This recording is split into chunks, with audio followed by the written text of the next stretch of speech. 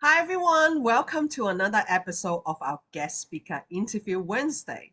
Today, we're going to talk about something quite sensitive.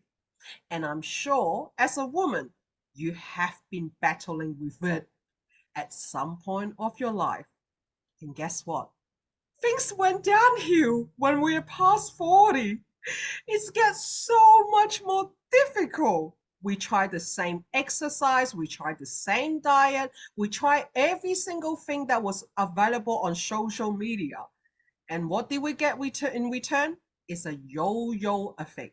We didn't get the result that we want. So today I have a special guest for you, someone that I'm dying to speak to.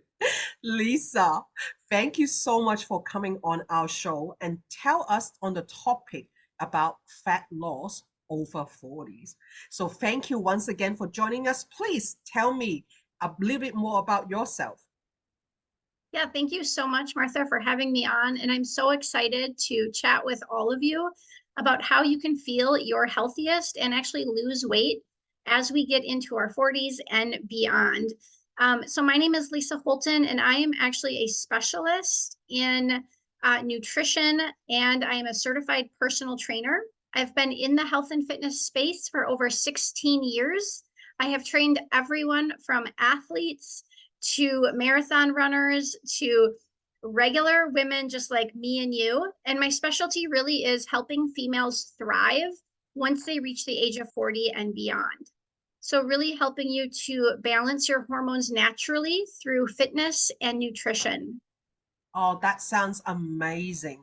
Because one of the key points that I've been hearing from our group of ladies is that they are really struggling of keeping fit after 40s. And they have find that their belly fat is a lot harder to remove. They find that they don't have the same energy or motivation. So my questions to you is, why is losing weight in your 40s and it is harder and different compared to when we're younger? Yes, it definitely is. When we're younger, when we're in our teens and our 20s, most of us have pretty balanced hormones and our metabolism is working well.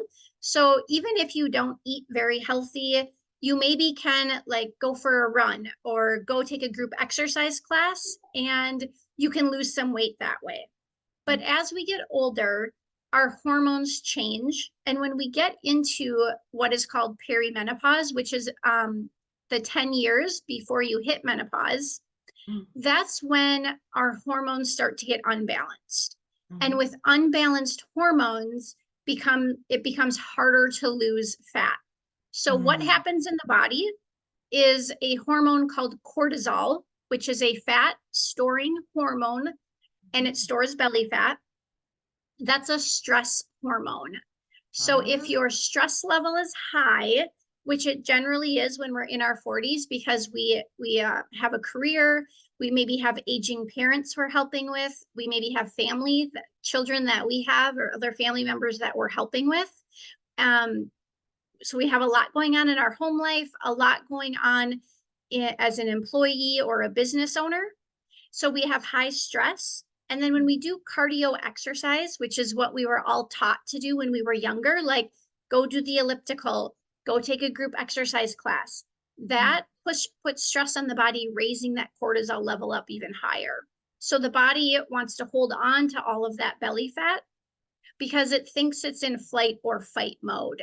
So we Mm. really, during perimenopause, want to relieve the stress on the body, reduce that cortisol level so that we can lose that belly fat. And there's ways naturally that you can do that.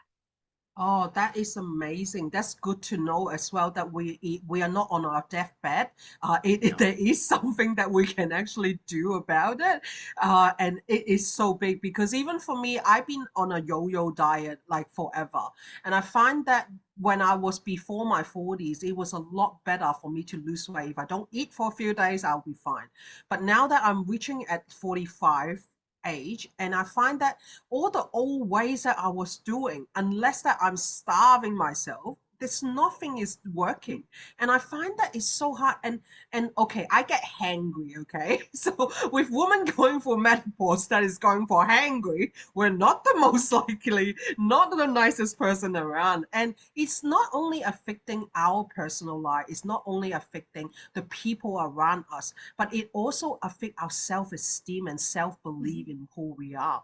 So may I ask the question that how can you balance your hormone naturally with the right diet and exercise?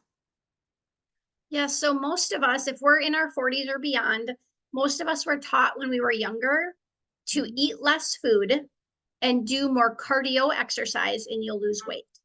yeah. And that worked when we were younger, but that's Mm, not going to work for us anymore due to our unbalanced hormones. mm, So we actually need to eat more food.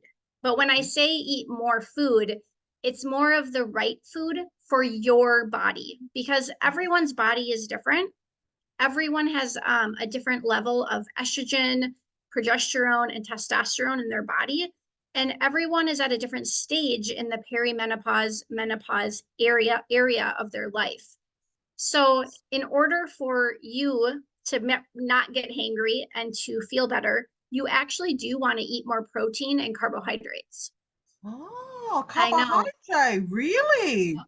Yeah. So focusing on whole foods, like focus on foods that grow from the ground. So fruits, vegetables, oatmeal, quinoa, focusing on your protein. So sources like beans or tofu, edamame, also animal sources, seafood, beef, poultry, and then sprinkle in a little bit of fat in there as well.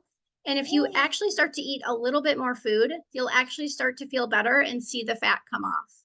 oh my God, that is just totally changing our concept. Okay, I'm going I to a know. Korean barbecue tonight, so I feel a lot better going in eating those meat and protein that I'm allowed to. Yes.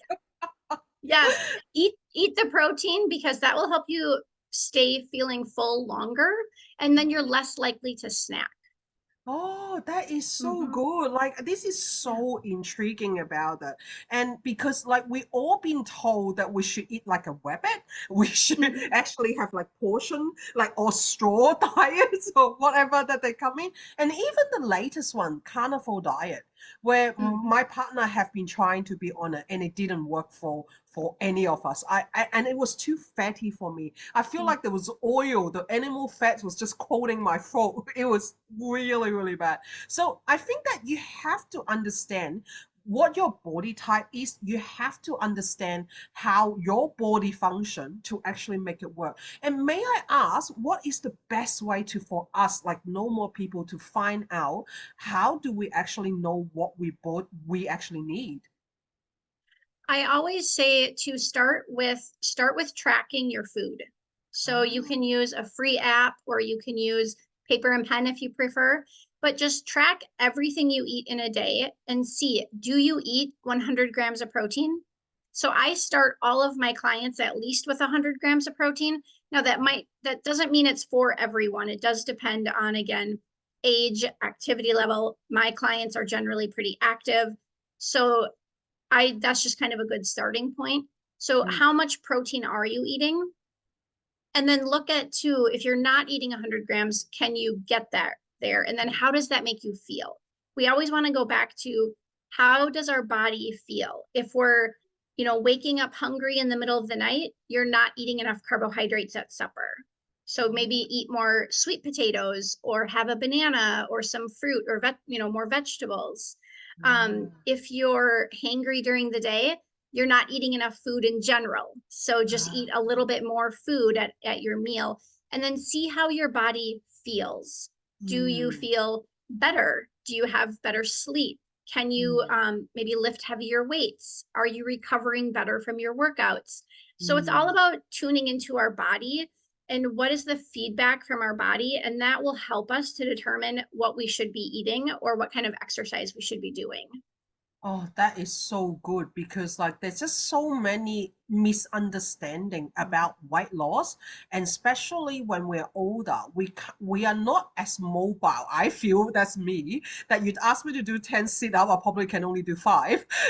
Like I just need someone to tell me that the right thing for me to do as me, like as someone that who has like low activity level, as someone that who really don't understand my like what is healthy eating. And I think that like being able to talk to an expert like you really make a difference into understanding what we need. So if I can ask you some more question, a little bit more question, what would be the one or two tips that you can give us that we can do right now to help us to reduce all those funny feelings, especially for women like me that who are going for premenopause or menopause symptom? Yeah, so my first one is going to be start strength training. So if you're currently not lifting weights, do that. Oh, Yeah. oh, Yep. Because we want more muscle on our body. When we hit about age 35 to 37, we start to lose 1 to 2% of our muscle every year. So if you're oh, not currently lifting weights, you're always in a decline. And oh, having a decline of muscle mass leads to more fat on your body, leads to a slower metabolism. It can also lead to things like osteopenia and osteoporosis, and we don't want that either. So make sure that you are strength training, so lift weights. mm, We want to reduce how much cardio we're doing, but walking is very beneficial. So get oh, outside and go for a walk every day, especially after a meal. yeah. That can help to stabilize your blood sugar after you eat. Oh, so how long should we do those walking for? I always tell everyone to take at least a 20-minute walk once a day. Oh, okay, okay, okay. That sounds really good. Yeah, I have a dog, so that actually helped me to get out of the house a little Yeah, bit. And it perfect. really, really helps because I find that like even for people like me that who get stuck in front of a computer literally all day, and I Mhm. find it very hard to actually take time out for myself. So the dog has been a blessing for me to get out and doing it. What will be another tip that you can give us for busy women that who have a career, who have kids, who have all of that? How can we give ourselves that permission to take time for ourselves or that little bit of a self-care? Yeah, I always tell my clients that you cannot pour from an empty cup. Mm, So you need to fill your cup first. So whether mm, that's eating healthy for a healthy breakfast, whether it's doing a strength training workout, whether it's just sitting and in prayer or meditation, maybe taking 10 minutes to read your favorite book, you need to do something for yourself at some point during the day so that you can be the best version of yourself for your employees or your employer, for your mm, spouse, for your kids, for your parents, for your friends. Otherwise, what happens is we do become, well, not only hangry, because I get that way too if I don't eat, but we become a version of ourselves we don't want to be, right? We maybe become crabby or we snap at our kids. We might, whine or kind of become angry. And that's just not the best version that we want to put of ourselves out there into the world. mm, So that's taking time for yourself is key to feeling your best and projecting your best person as well. Yeah, I hear you because I do feel like that a lot of us have that bitterness in us. Yes, we can blame it on trauma, we can blame it for a lot of things, but it's not just about that. It is because we haven't give ourselves that time to look after us. That little bit of a walk, that little bit of a break, that good breakfast that have the nutrition you need can help you to function 10 times better than snacking on instant noodle like me. On going onto like the biscuits in your drawers, it does have that satisfaction feeling for a second, but the guilt on it and also the harmful material is in there. You need to start looking after yourself if you want to be there for your loved ones. That is the Mhm. only reason for me at the moment that I want to have a better life and healthier life because of the loved ones that I'm with. I finally want to live more than 60 years old in my life. And I wanted to make that difference. Mhm. So thank you, Lisa, for giving us your time onto this. And I was just talking to you behind the scene and said, you talk about menopause as well. So I'm like, oh, this is so good. It's not just about weight loss. Because at the moment I am doing a few episodes about menopause matter. So coming from your point of view that menopause and weight gain that links together, we would love to have a more in-depth discussion about it. So thank you again for giving me your time and your advice to our community here. We really, really love what you just told us. It's been great. Is there any other tips that you would like to share with our audience before we end our session today? Yeah, I would just like to say that as we get into our 40s and 50s and beyond, instead of focusing on the scale and on what you weigh, really focus on how you feel and how we can grow your self confidence through being your healthiest self. So it doesn't matter what the scale says or what pant size you're wearing. What matters is that you feel good so that you can go live your best life with your family and with your friends. Oh, that is such a good advice because I see some of the people are so worried about their partner looking at other people on TikTok or stuff like that. And that self-confidence is lacking Mhm. and the insecurity just came out. And the one thing that it was such a danger zone is that why am I not enough for him? That is such a dangerous zone because you will never be enough for anyone else. You only need to be enough for yourself.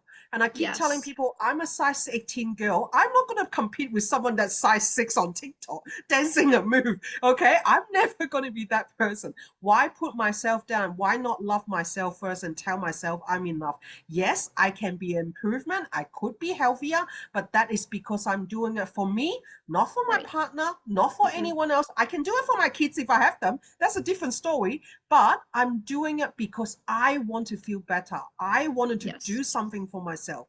And that is the key point there. Thank you so much, Lisa, once again for giving me all your advice. And I look forward to seeing you again because I would love to do some more activity and collaboration with you to let the community know we are not on our deathbed.